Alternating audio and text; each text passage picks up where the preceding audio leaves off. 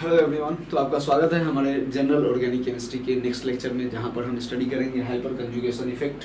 ठीक है, तो देखिए चलो स्टार्ट करते हैं हम लोग हाइपर कंजुगेशन इफेक्ट। तो हाइपर कंजुगेशन इफेक्ट को हम लोग और भी डिफरेंट नाम से जानते हैं, जैसे जैसे Baker effect, sigma bond resonance, no bond resonance, इसे ही तीन अलग अलग नामों से भी जाना जाता है। ठीक है, ये क्या करता है, हमारे कंपाउंड को स्टेबिलिटी गेन करवाता है। जैसे रेजोनेंस कर रहा था, स्टेबिलिटी गेन करने के लिए रेजोनेंस हो रहा था, वैसे ही हमारा स्टेबिलिटी गेन करने के लिए ये हाइपर कंजुगेशन भी होगा। ठीक है, तो देखिए यानी स्टेबिलिटी हम लोग डिटरमाइन कर पाएंगे हाइपर कंजुगेटिव इफेक्ट के जरिए। तो हाइपर कंजुगेटिव इफेक्ट क्या होता है, तो अभी देखेंगे हम। हाइपर कंजुगेशन इफेक्ट के लिए क्या कंडीशन चाहिए, तो कंडीशंस क्या होना चाहिए, इसके पास मिनिमम अल्फा हाइड्रोजन होना चाहिए। ठीक है, जैसे कार्बोकेटायन होगा, कार्बो आनायन होगा, डबल बॉन्ड होगा, ये सब के रेस्पेक्ट में अल्फा कार्बन के पास हाइड्रोजन होना चाहिए, यानी अल्फा हाइड्रोजन मौजूद होना चाहिए। तो देखिए जैसे ये हम देख रहे हैं स्पीसीज, तो ये कार्बोकेटायन है जिसके अल्फा हाइड्रोजन जो है, अल्फा हाइड्रोजन में हमारा अल्फा कार्बन ये है, तो ये तीन क्या है यहाँ पे अल्फा हाइड्रोजन है, ये अल्फा हाइड्रोजन, ये अल्फा हाइड्रोजन और ये अल्फा हाइड्रोजन। तो देखिए ये कैसे हाइपर कंजुगेशन होता कैसे है, तो देखिए ये क्या करता है, ऐसे जाएगा। ठीक है, तो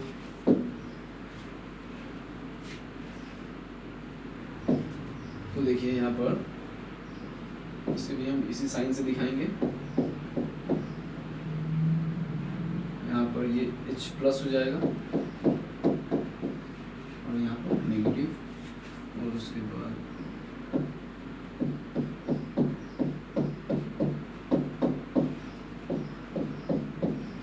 ऐसे। तो देखिए यहाँ पर तीन अल्फा हाइड्रोजन है, तो तीन क्या कर रहा है, हाइपर कंजुगेशन इफेक्ट शो कर रहा है। ठीक है, ये भी हाइड्रोजन क्या है, ये भी हाइड्रोजन एक बार ब्रेक करेगा ऐसे और एक बार ये करेगा, यानी तीन अल्फा हाइड्रोजन है, तो तीन हाइपर कंजुगेटिंग रेजोनेटिंग स्ट्रक्चर हमको मिलेगा, ऐसा तीन स्ट्रक्चर हमको मिलेगा। ठीक है, सिमिलरली अगर हम दूसरे केस में देखें, जैसे यहाँ पर अगर अल्फा हाइड्रोजन हम देखें, तो डबल बॉन्ड के रिस्पेक्ट में ये डबल बॉन्ड का कार्बन है, डबल बॉन्ड के रिस्पेक्ट में ये अल्फा कार्बन है, तो इसमें लगा हुआ हाइड्रोजन क्या होगा, अल्फा हाइड्रोजन होगा। तो यहाँ पर भी तीन अल्फा हाइड्रोजन है, तो ये देखिए ये कैसे जाएगा, ये ऐसे, ये ऐसे। ठीक है, यहाँ पे मूवमेंट ऑफ एटम होता है, मूवमेंट ऑफ इलेक्ट्रॉन ही हो रहा है, लेकिन नो बॉन्ड रेजोनेंस से बोला जाता है, क्योंकि ये टूट कर जस्ट ऐसे ही रह जाएगा। जैसे हम यहाँ पर दिखाएं, ये ऐसे ही हाइड्रोजन वहाँ पर रह जाएगा और उसका जो बॉन्ड का इलेक्ट्रॉन्स है वो क्या करेगा, पार्टिसिपेट करेगा हाइपर कंजुगेशन में। ठीक है, तो सिमिलरली अगर हम इस केस में देखें, इस केस में अगर देखते हैं, तो यहाँ पर भी वैसे ही टूटेगा।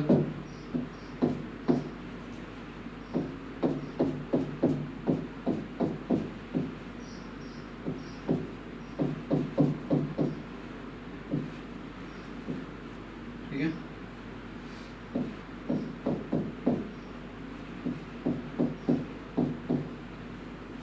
ऐसा होगा हाइपर कंजुगेशन स्ट्रक्चर, ऐसा हमको मिलेगा। तो देखिए यहाँ पर जैसे एक अल्फा हाइड्रोजन था, तो एक अल्फा हाइड्रोजन से हमें ये रेजोनेटिंग स्ट्रक्चर मिला, हाइपर कंजुगेटिंग स्ट्रक्चर मिला।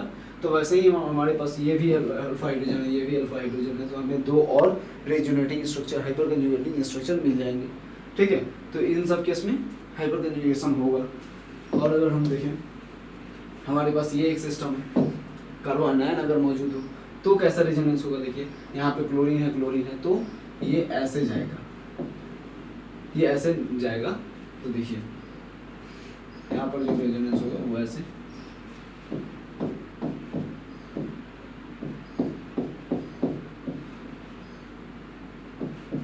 यहाँ Cl माइनस के फॉर्म में हो जाएगा और ये Cl। ठीक है, ऐसे होगा। तो देखिए यहाँ पर ये क्या कर रहा है, यहाँ पर भी इलेक्ट्रॉन का ही मोशन हो रहा है और Cl निकल जा रहा है। ठीक है, यहाँ पे हाइड्रोजन निकल जा रहा था, यहाँ पर Cl निकल जा रहा है, तो ये भी एक हाइपर कंजुगेशन ही हुआ। तो ये एक हाइपर कंजुगेशन का एक दूसरा टाइप है। वो जो हो रहा था, हाइड्रोजन जो हो रहा था, जो इलेक्ट्रॉन डोनेट कर रहा था सिस्टम के अंदर, तो वो एक अलग सा हाइपर कंजुगेशन हुआ। और ये क्या हो रहा है, इलेक्ट्रॉन को लेकर निकल जा रहा है, तो ये एक दूसरा हाइपर कंजुगेशन है। ठीक है, यानी हाइपर कंजुगेशन के टाइप्स भी मौजूद हैं। ठीक है, तो अभी हम देखेंगे कि हाइपर कंजुगेशन के कौन कौन से टाइप्स हैं, फिर उसको देखेंगे, उसके बारे में भी थोड़ा सा जानेंगे, स्टडी करेंगे। तो देखिए यहाँ पे अगर रेडिकल मौजूद है, यहाँ पर रेडिकल मौजूद है तो उसके अल्फा कार्बन जो है उसके पास क्या है, अल्फा हाइड्रोजन है, यहाँ पर भी अल्फा हाइड्रोजन है, तो ये कैसे जाएगा, ये अगर ऐसे गया और ये कार्बन के ऊपर एक रेडिकल छोड़ दिया ऐसे, ठीक है, तो ये तो देखिए क्या बनेगा इसका हाइपर कंजुगेटिंग स्ट्रक्चर, यहाँ पर एक रेडिकल बनेगा, यहाँ पर एक रेडिकल बनेगा और ये H रेडिकल के फॉर्म में निकल जाएगा और यहाँ पर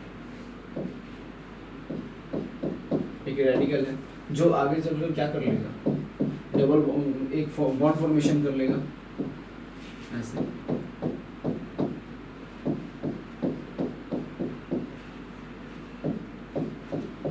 ठीक है, तो ये हाइपर कंजुगेशन हो रहा है। तो हाइपर कंजुगेशन कौन कौन से सिस्टम में हो सकता है, कार्बोकैटायन में हो सकता है, कार्बोनाइन में भी हो सकता है, रेडिकल्स में भी हो सकता है, कंजुगेटेड डबल बॉन्ड जहाँ होगा वहाँ पर भी हो सकता है, ठीक है। तो चलिए हम देखते हैं कि types of resonance, types of hyper conjugation कितने होते हैं। तो हमारे पास टाइप्स ऑफ हाइपर कंजुगेशन दो तरह के होते हैं, ठीक है, दो तरह के हमारे पास हाइपर कंजुगेटिव इफेक्ट होते हैं, जैसे एक प्लस एच इफेक्ट होता है और एक माइनस एच इफेक्ट होता है। तो जैसा हाइपर रेजोनेंस में हमने देखा कि जो कोई भी ग्रुप अगर सब्स्टिट्यूट की इलेक्ट्रॉन डेंसिटी को डोनेट कर रहा है अदर पार्ट में, जो बॉडी में किसी भी कंपाउंड के बॉडी में अगर इलेक्ट्रॉन को डोनेट कर रहा है तो प्लस आर इफेक्ट शो कर रहा था। तो वैसे ही यहाँ पर जो अभी हमने देखा ना कि यहाँ पर जो हाइड्रोजन जो था वो प्लस के फॉर्म में निकल जा रहा था, यहाँ पर प्लस के फॉर्म में निकल जा रहा था, ये प्लस के फॉर्म में निकल जा रहा था और अपना इलेक्ट्रॉन बॉन्ड का इलेक्ट्रॉन डेंसिटी यहाँ पर दे रहा था। तो ये जो ग्रुप है यानी जो CH3 ग्रुप है, ये जो हाइड्रोजन है वो क्या कर रहा था, प्लस H इफेक्ट दे रहा था, ठीक है।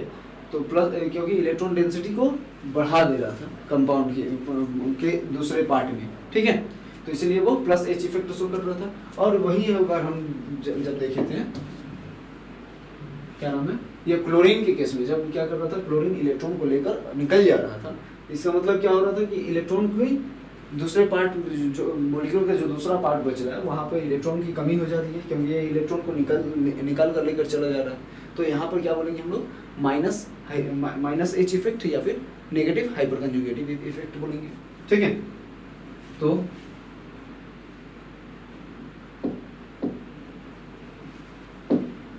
देखिए, तो हमारा जो है प्लस एच इफेक्ट देने वाले हैं CH3, CD3 एंड CT3, यही तीन ग्रुप देंगे क्या, प्लस एच इफेक्ट देंगे, और माइनस एच इफेक्ट देने वाले हैं minus CF3, CBr3, CCl3 and CI3, ठीक है। तो अब बताएं कि किसका प्लस एच इफेक्ट ज़्यादा होगा और किसका माइनस एच इफेक्ट ज़्यादा होगा। तो देखिए अगर हम देखें कि प्लस एच इफेक्ट किसका ज़्यादा होगा, तो हम देख रहे थे कि हाइपर कंजुगेशन में हमारा बॉन्ड ब्रेक कर रहा था, तो यानी जो बॉन्ड वीक होगा, जिस स्पीशीज का बॉन्ड वीक होगा, वही जल्दी ब्रेक कर पाएगा, और जो जल्दी ब्रेक कर पाएगा वही हमारा ज़्यादा मतलब उसका हाइपर कंजुगेशन ज़्यादा पावर का होगा, ज़्यादा पावरफुल होगा। तो देखिए यहाँ पे CH बॉन्ड जो है, यहाँ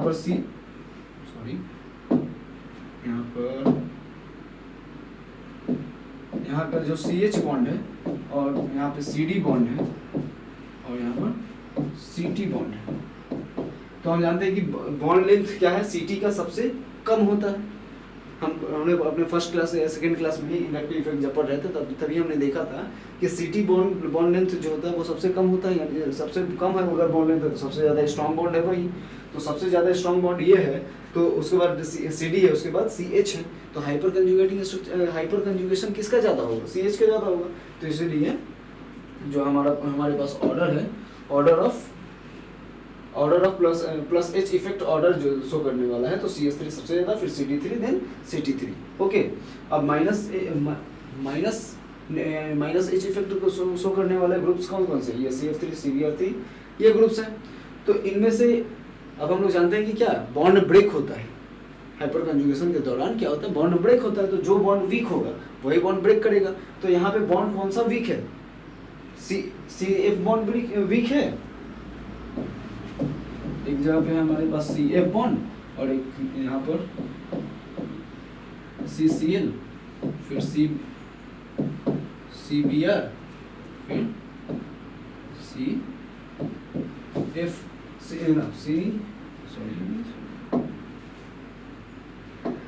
यहाँ पर CI। तो कौन सा बॉन्ड वीक है? सबसे ज्यादा वीक अगर देखिए अगर हम लोग बॉन्ड तो सबसे वीक बॉन्ड हमारे पास कौन सा होगा? तो देखिए यहाँ पर क्या होता है, 2p ऑर्बिटल में ओवरलैपिंग होता है, 2p ऑर्बिटल होता है।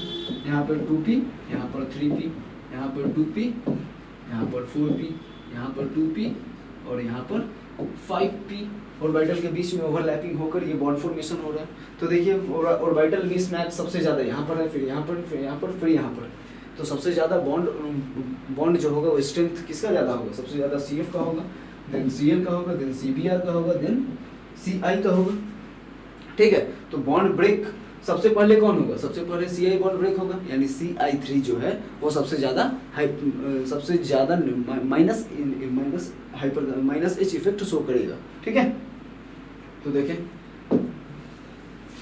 तो CI3, फिर CBr3, फिर CCl3, देन CF3, ऐसा इनका नेचर होगा हाइपर कंजुगेशन इफेक्ट शो करने के लिए। ठीक है, तो अब हम लोग देखेंगे कि कैसे हम लोग अल्फा हाइड्रोजन्स को कैलकुलेट करेंगे। ठीक है, यानी जितना ज़्यादा अल्फा हाइड्रोजन होगा उतना ही ज़्यादा हमें रिजोनेटिंग हाइपर कंजुगेटिंग स्ट्रक्चर मिलने वाला है। अभी हमने देखा कि वहाँ पे 3 अल्फा हाइड्रोजन थे तो 3 रिजोनेटिंग स्ट्रक्चर मिल रहे थे। अब हम वैसे ही यहाँ पर चेक करेंगे कि जितना ज़्यादा नंबर ऑफ अल्फा हाइड्रोजन होगा उतना ज़्यादा क्या होगा, हाइपर कंजुगेटिव स्ट्रक्चर मिलेगा, उतना ही स्टेबल कंपाउंड होगा। ठीक है, यानी higher the number of hyper conjugating structure, higher will be the stability of the compound. Okay, तो देखें यहाँ पर ये जो हमारे पास कंपाउंड है, ये जो हमारे पास कार्बोकैटायन है, इसके पास अल्फा हाइड्रोजन कितना है? तो अल्फा हाइड्रोजन देखिए ये 1 2 3 4, इसके पास 4 अल्फा हाइड्रोजन है, 4 अल्फा हाइड्रोजन। ठीक है, और इसके पास कितना अल्फा हाइड्रोजन है? तो देखिए इसका अल्फा कार्बन ये है और अल्फा कार्बन ये है, अल्फा कार्बन अल्फा कार्बन। तो इसके पास 1 हाइड्रोजन है। ठीक है, और इसके पास 2 हाइड्रोजन है, 2 हाइड्रोजन है। तो टोटल कितना हुआ अल्फा हाइड्रोजन? 3 alpha hydrogen. यहाँ पर अगर हम देखें तो अल्फा हाइड्रोजन कितने हैं? जस्ट 2 ही हैं। ठीक है, 2 है। और यहाँ पर अगर हम देखें तो अल्फा हाइड्रोजन कितने मिलेंगे हमें? देखिए तो यहाँ पर अल्फा हाइड्रोजन, ये अल्फा कार्बन है, यहाँ पर 2, और ये रेजोनेंस में भी जा सकता है। कार्बोकैटायन जो है वो रेजोनेंस में भी जा सकता है। जैसे क्या ऐसे जाएगा तो पॉजिटिव चार्ज कहाँ बनेगा? यहाँ बनेगा ना, यहाँ बनेगा पॉजिटिव चार्ज, यहाँ बनेगा पॉजिटिव चार्ज हमारा। ठीक है, पॉजिटिव चार्ज यहाँ बना, तब इसके रिस्पेक्ट में अल्फा हाइड्रोजन कहाँ है? यहाँ पर है और यहाँ पर है। तो टोटल अल्फा हाइड्रोजन हमारे पास कितने हुए? 4। यहाँ पर बताइए, यहाँ पर 4 हुए, यहाँ पर भी 4 हुए, यहाँ पर 3 हुए, यहाँ पर 2 हुए। तो अब बताइए कि स्टेबिलिटी ऑर्डर क्या होगा? अगर हम लिखते हैं स्टेबिलिटी ऑर्डर, अगर हमको निकालना है अगर, तो देखिए ये कंपाउंड अगर 1 है, ये 2 है, ये 3 है, अगर ये 4 है, तो देखिए अल्फा हाइड्रोजन कितने हैं? तो देखिए अल्फा हाइड्रोजन तो यहाँ पे 4 है, यहाँ पर भी 4 है। तब बताइए कौन सा ज़्यादा स्टेबल होगा? ये ज़्यादा स्टेबल होगा, क्योंकि यहाँ पर रेजोनेंस भी हो रहा है। ठीक है, यहाँ पर रेजोनेंस भी हो रहा है, तो ये कार्बोकैटायन ज़्यादा स्टेबल है कंपेयर टू ये हाइड्रोजन से। ठीक है, तो देखिए सबसे पहले हमारा स्टेबिलिटी ऑर्डर क्या होगा? 4 नंबर सबसे ज़्यादा स्टेबल, देन 1 नंबर, उसके बाद 3 नंबर, 2 नंबर, उसके बाद 3 नंबर। ठीक है, तो ये हुआ हमारा स्टेबिलिटी ऑर्डर। ठीक है, चलिए नेक्स्ट हम बढ़ते हैं। तो total number of alpha hydrogen, total number of hyper conjugating structure कैसे निकालते हैं? Total number of alpha hydrogen plus एक स्ट्रक्चर जो हमें दिया होता है, वो स्ट्रक्चर भी तो एक हाइपर कंजुगेटिंग स्ट्रक्चर में काउंट होगा। तो जिसके कारण से total number of alpha hydrogen plus 1 रहेगा। ठीक है, तो उतना नंबर ऑफ हमको हाइपर कंजुगेटिंग स्ट्रक्चर मिलेगा। और मैंने बता दिया है कि जितना ज़्यादा नंबर ऑफ अल्फा हाइड्रोजन होंगे उतना ज़्यादा क्या होगा? स्टेबिलिटी होगा कंपाउंड की, उतना ज़्यादा एनर्जी क्या होगा? कम होगा। ओके, तो देखिए यहाँ पर नोट दिया है, नोट क्या है हमारा, नोट है हमारा क्या, plus H effect increases the stability of positive charge and decreases the stability of negative charge. तो प्लस एच इफेक्ट क्या करेगा, इलेक्ट्रॉन को डोनेट कर रहा है पॉजिटिव चार्ज के पास, भूख को कम कर रहा है, यानी स्टेबिलिटी तो गेन देगा ही, यानी पॉजिटिव चार्ज क्या होगा, स्टेबिलाइज्ड होगा, और नेगेटिव चार्ज का इलेक्ट्रॉन डेंसिटी को अगर बढ़ा दे रहा है तो क्या होगा, नेगेटिव चार्ज डीस्टेबिलाइज्ड होगा, सिंपल, ठीक है। और वहीं अगर माइनस एच इफेक्ट होता तो इसका जस्ट उल्टा होता, माइनस एच इफेक्ट क्या करता है, डिक्रीज करता है स्टेबिलिटी ऑफ पॉजिटिव चार्ज को, ठीक है, एंड इंक्रीज करता है स्टेबिलिटी ऑफ नेगेटिव चार्ज को, ठीक है। तो अब हम चलते हैं नेक्स्ट,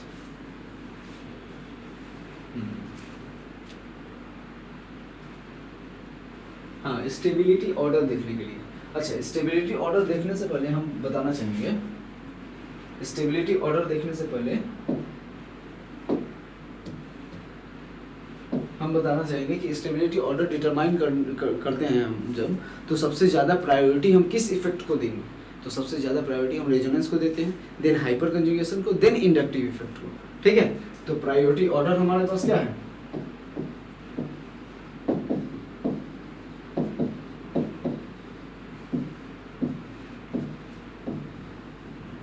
प्रायोरिटी ऑर्डर हमारे पास क्या है, सबसे पहले रेजोनेंस,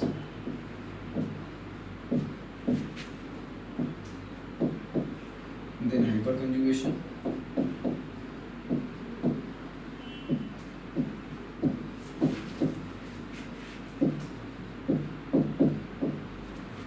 देन इंडक्टिव इफेक्ट,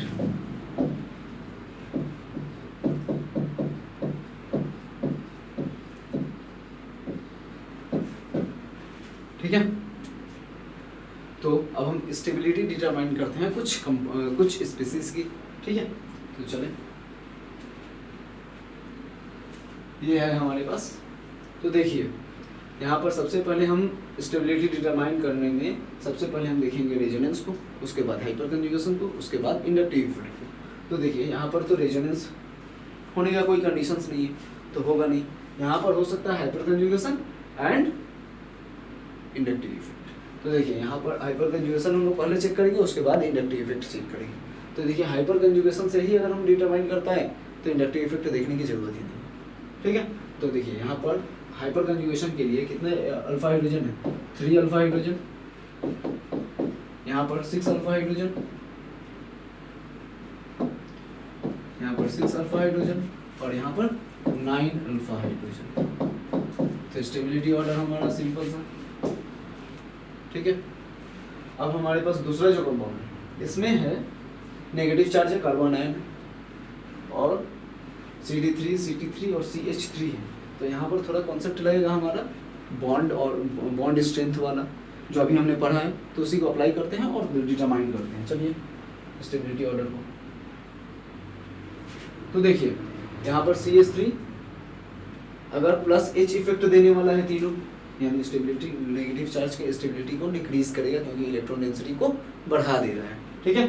तो देखिए यहाँ पे सबसे अच्छा अगर देना जानता है प्लस H इफेक्ट, तो वो है CH3, फिर CD3, then CT3 plus H effect.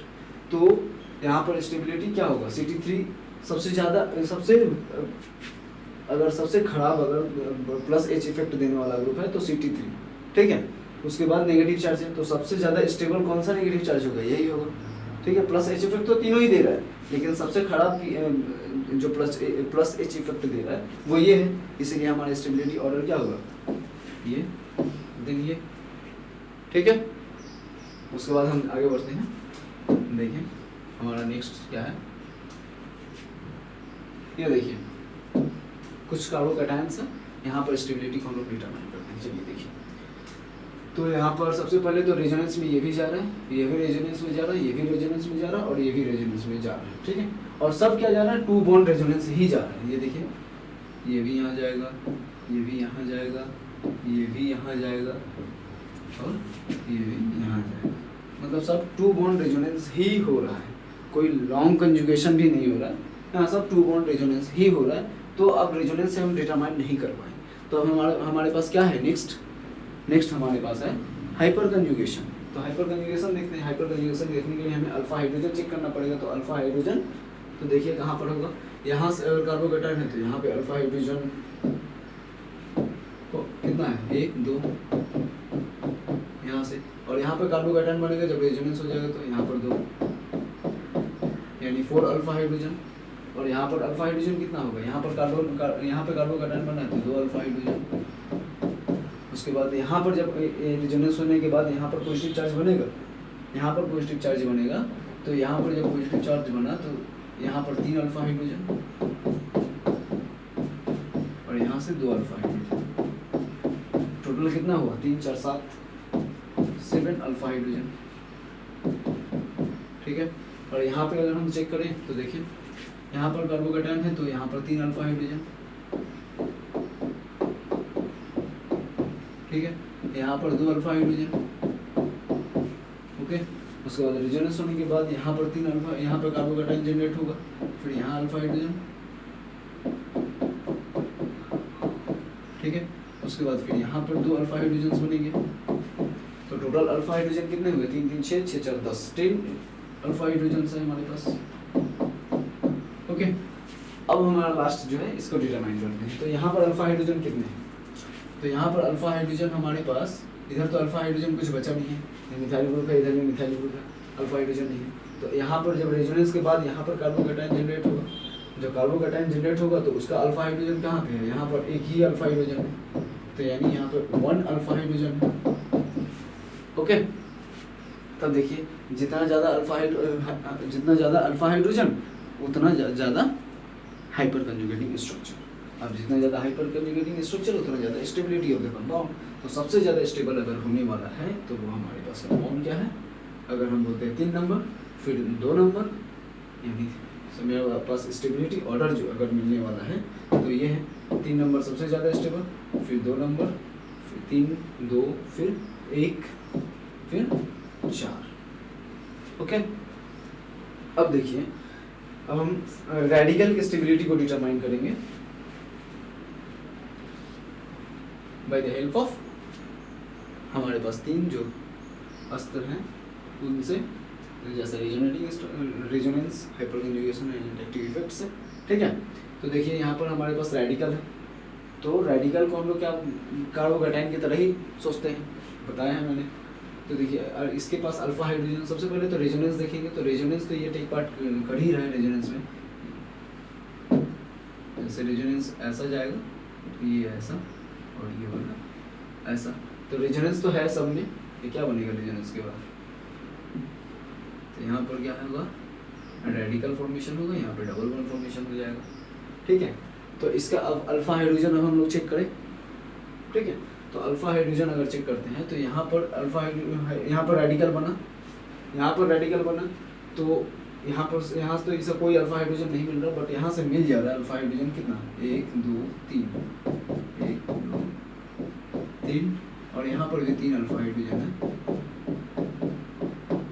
ठीक है, तो हमारे पास टोटल कितने हैं 6 अल्फा हाइड्रोजन है, 6 अल्फा हाइड्रोजन है। ठीक है, यहाँ अगर हम लोग चेक करें तो यहाँ पर अल्फा हाइड्रोजन कितने होंगे, यहाँ पर 2, और जब रेजोनेंस में टेक पार्ट कर लेगा रेडिकल तो यहाँ रेडिकल जनरेट होगा। ठीक है, अब जब यहाँ रेडिकल जनरेट होगा तो यहाँ पर 3 अल्फा कार्बन, यहाँ पर अल्फा कार्बन के पास 3 अल्फा हाइड्रोजन, तो टोटल अल्फा हाइड्रोजन कितने हुए 3 2 5 5 अल्फा हाइड्रोजन। ओके, अब हम यहाँ अगर चेक करें तो देखिए यहाँ पर अगर हम चेक करते हैं तो हमें कितना मिलता है, यहाँ पर 3 अल्फा हाइड्रोजन, यहाँ पर 3 अल्फा हाइड्रोजन। ठीक है, और जब रेडिकल रेजोनेंस में जब पार्टिसिपेट करेगा तो रेडिकल जनरेट होगा यहाँ पर जब होगा तो यहाँ से 3 अल्फा हाइड्रोजन,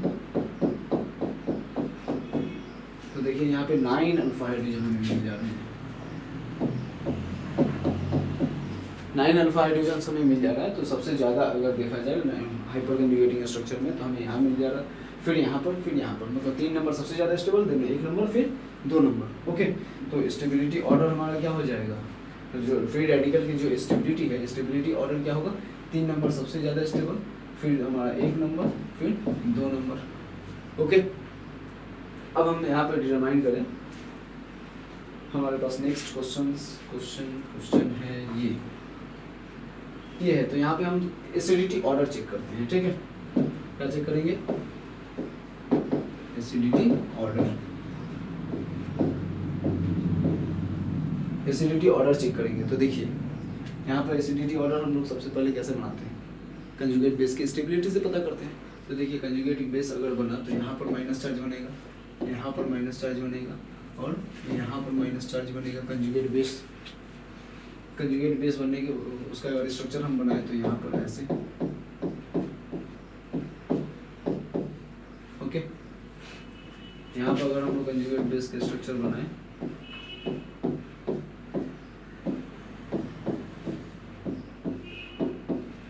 ओके,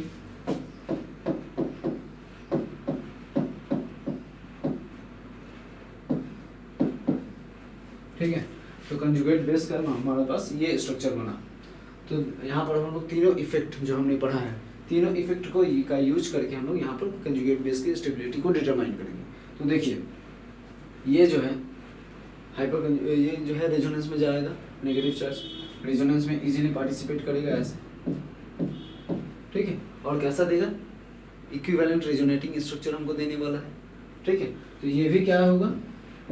ऐसे भी जा सकता है, ठीक है। और ये रेजोनेंस यहाँ पर ऐसे भी हो सकता है, ये ऐसे जाएगा, ओके। पहले यहाँ गया, उसके बाद फिर यहाँ जाएगा ऐसे। तो रेजोनेंस में ये भी एक पहला रेजोनेटिंग स्ट्रक्चर दिया, ठीक है। उसके बाद पॉजिटिव चार्ज कार्बन के ऊपर बन रहा है, नेगेटिव चार्ज ऑक्सीजन के ऊपर बन रहा है। उसके बाद यहाँ पर अगर हम लोग देखें, तो यहाँ पर भी ये इक्विवेलेंट रेजोनेटिंग स्ट्रक्चर तो दे रहा है, साथ साथ यहाँ पे प्लस आई इफेक्ट भी मिल जा रहा है। किसका? प्लस आई इफेक्ट भी हमको मिल जा रहा है CH3 ग्रुप का। प्लस आई इफेक्ट भी हमको मिल जा रहा है कहाँ से? CH3 ग्रुप से, ठीक है। तो जो क्या कर रहा है? नेगेटिव चार्ज को डिस्टेबलाइज कर रहा है। तो कंजुगेट बेस ये उतना ज़्यादा स्टेबल नहीं होगा। सबसे ज़्यादा स्टेबल कंजुगेट बेस यहाँ पे होगा। सबसे ज़्यादा स्टेबल कंजुगेट बेस अगर होने वाला है तो यहाँ पर कोई कोई प्लस आई इफेक्ट या फिर प्लस एच इफेक्ट कुछ नहीं शो करने वाला ग्रुप है मौजूद, जिसके कारण से ये यानी 1 नंबर का जो कंजुगेट बेस है वो सबसे ज़्यादा स्टेबल होगा, देन ये होगा, उसके बाद ये होगा। इसलिए हमारा एसिडिटी ऑर्डर जो होने वाला है वो क्या होगा? ऐसे, फिर ऐसे, ओके। तो चलिए, तो एसिडिटी ऑर्डर हम कुछ अगर कंपाउंड्स का लिखे हैं तो इसे आप देख सकते हैं। ये है सबसे पहला क्या होगा? फॉर्मिक एसिड, फिर हमारा है बेंजोइक एसिड, फिर एनी अल्काली एसिड, फिर फेनॉल, फिर मिथानॉल, H2O। हाँ, और जो हमारे पास ये जो है हमें याद रख सकते हैं। जैसे मिथानॉल का सिर्फ अल्कोहल में, सिर्फ मिथानॉल का जो एसिडिटी ऑर्डर होता है, वो एसिडिटी जो होता है वो वाटर से ज़्यादा होता है। सिर्फ अल्कोहल में सिर्फ एक ही मिथानॉल का क्या होता है? एसिडिटी ज़्यादा होता है कंपेयर टू वाटर। और एसिड जितने भी हायर अल्कोहल्स हैं उनके एसिडिटी वाटर से क्या होता है? कम होता है। हायर कौन सा है? हायर अल्कोहल्स ये होंगे RCH2, कोई भी अल्काइल ग्रुप हम वहाँ पे अटैच कर सकते हैं R की जगह पे। उसके बाद हमारा एसिटाइल ग्रुप, उसके बाद अमोनिया तो बेसिक में ही चला जाता है। तो देखिए ये है हमारा एसिडिटी ऑर्डर, ओके। तो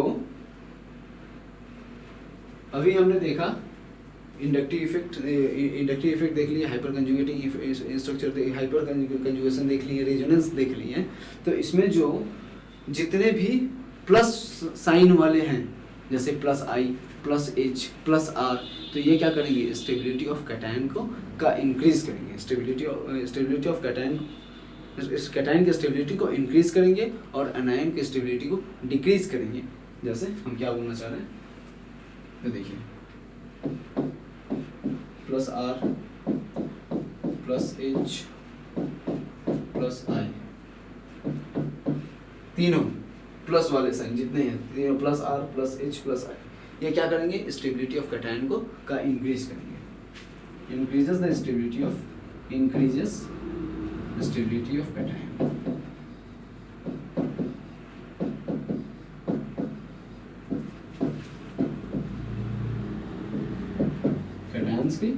स्टेबिलिटी को इंक्रीज करेंगे। और जितने माइनस वाले इफेक्ट हैं, जैसे minus R, minus H, minus I, ये क्या करेंगे, इंक्रीज करेंगे किसकी स्टेबिलिटी को, इंक्रीजेस स्टेबिलिटी ऑफ एनायंस।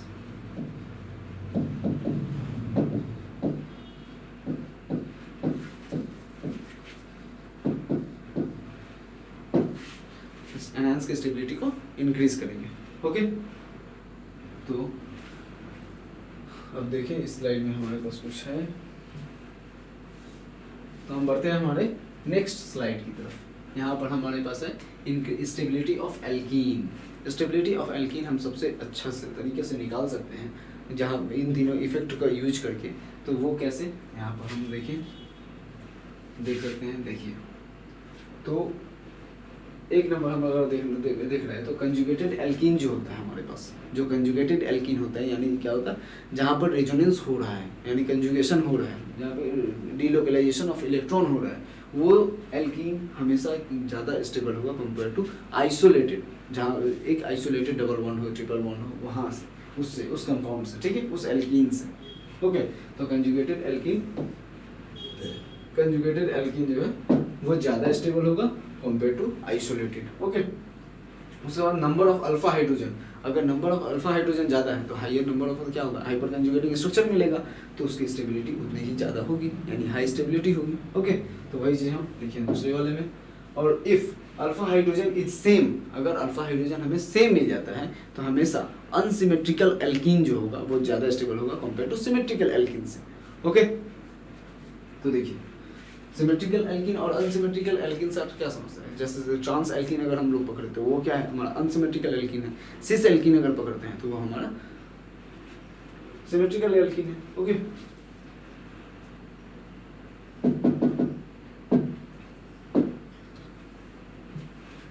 तो देखिए दैट इज ट्रांस एल्कीन जो होगा सिमेट्रिकल एल्कीन और अनसिमेट्रिकल एल्कीन है, क्योंकि यहाँ पे अल्फा हाइड्रोजन सेम होते हैं। जैसे हमारे पास ये जो एग्जांपल है, यहाँ पर देखिए अल्फा हाइड्रोजन सेम है, यहाँ पर 3 है, ये अल्फा कार्बन है, तो क्या होगा, यहाँ पर 3 अल्फा हाइड्रोजन होंगे और यहाँ सिमिलरली 3 होंगे। तो देखिए यहाँ पर भी 3 अल्फा हाइड्रोजन है, यहाँ पर भी 3 अल्फा हाइड्रोजन है, यानी कितना हुआ, यहाँ पर भी 6 अल्फा हाइड्रोजन, यहाँ पर भी 6 अल्फा हाइड्रोजन। ठीक है, तो यहाँ पर जो स्टेबिलिटी होगा वो क्या होगा, अनसिमेट्रिकल एल्कीन का ज़्यादा होगा कंपेयर टू सिमेट्रिकल एल्कीन। देखिए ये होगा हमारा स्टेबिलिटी ऑर्डर। ओके, और हम यहाँ पर अगर हम लोग एल्कीन की स्टेबिलिटी को अगर डिटरमाइन करें तो देखिए यहाँ पर कंजुगेशन है, ठीक है, यहाँ पर कंजुगेशन है और ये दोनों क्या है, आइसोलेटेड है।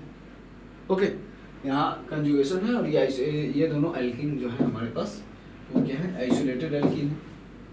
तो देखिए सबसे ज़्यादा स्टेबल कौन सा बोले थे, कंजुगेटेड एल्कीन ज़्यादा स्टेबल होगा, यानी एक नंबर जो है अगर हम इसको 1 मानते हैं, इसको 2 बोलते हैं, इसको 3 बोलते हैं, तो सबसे ज़्यादा स्टेबल कौन है, कंजुगेटेड एल्कीन। तो 1 नंबर एल्कीन सबसे ज़्यादा स्टेबल है। उसके बाद 2 नंबर में देखिए कोई, सबसे पहले तो हम लोग देख लीजिए क्या है, रेजोनेंस देखें, यहाँ पर रेजोनेंस हो गया यानी कंजुगेटेड एल्कीन था। उसके बाद हम यहाँ पर अगर देख सकते हैं तो यहाँ पे तो रेजोनेंस पॉसिबल नहीं है, यहाँ पर सिर्फ हाइपर कंजुगेशन पॉसिबल है और इंडक्टिव इफेक्ट पॉसिबल है। तो हम लोग सबसे पहले देखेंगे हाइपर कंजुगेशन। तो देखिए हाइपर कंजुगेशन के लिए यहाँ पर कोई अल्फा कार्बन मौजूद नहीं है, लेकिन यहाँ पर अल्फा कार्बन मौजूद है, यहाँ पर भी, तो यहाँ पर 6 अल्फा हाइड्रोजन है और यहाँ पर 9 अल्फा हाइड्रोजन। ओके, तो ज़्यादा स्टेबल एल्कीन कौन सा होगा हमारा, ये होगा, यानी 3 नंबर। फिर हमारे पास 2 नंबर एल्कीन, उसके बाद ज़्यादा स्टेबल होंगे। ठीक है, तो अब हम और आगे देखें।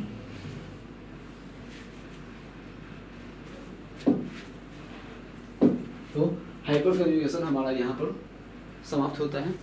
तो देखिए, तो इस क्लास में हम लोग हाइपर कंजुगेशन इफेक्ट को पढ़ें और इसके पहले वाले क्लास में हमने रेजोनेंस को पढ़ा था। अब हम धीरे धीरे इसके क्वेश्चंस की तरफ बढ़ेंगे और बहुत सारे क्वेश्चंस का प्रैक्टिस करेंगे कि stability order, acidic strength, basic strength, कौन सा इंटरमीडिएट ज़्यादा, ये सब क्या है, कार्बोकेटाइन क्या है हमारे पास, इंटरमीडिएट्स हैं, ये क्या है, रिएक्टिव इंटरमीडिएट्स है, हम जब कोई भी रिएक्शंस करते हैं तो ये सब जनरेट होते हैं। तो इन सब की स्टेबिलिटी अगर हम नहीं जानेंगे तो हम लोग बता नहीं पाएंगे कि कौन सा मेजर प्रोडक्ट बनेगा, कौन सा माइनर प्रोडक्ट बनेगा। इसलिए जीओसी बहुत बहुत बहुत ही ज़्यादा इंपॉर्टेंट है हमारे ऑर्गेनिक केमिस्ट्री के लिए, ऑर्गेनिक केमिस्ट्री के अंडरस्टैंडिंग के लिए।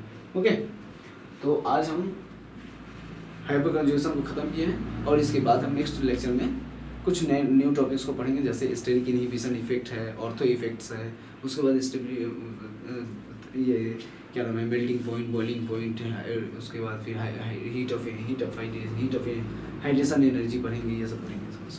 ठीक है, तो इस क्लास के लिए इतना ही। आपका बहुत बहुत शुक्रिया। चलिए।